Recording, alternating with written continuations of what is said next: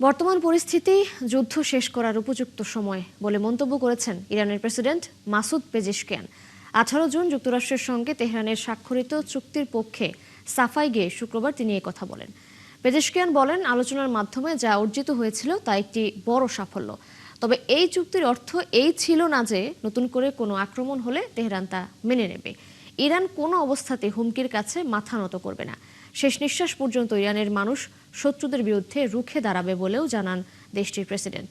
পাকিস্তান ও কাতারের মধ্যস্থতায় গত 18 June Iran ও যুক্তরাষ্ট্রের মধ্যে 14 দফার একটি সমঝোতা স্মারক স্বাক্ষরিত হয়। এতে যুদ্ধবিরতি এবং একটি চূড়ান্ত চুক্তিতে পৌঁছানোর জন্য 60 দিনের আলোচনার বিধান রাখা হয়েছিল।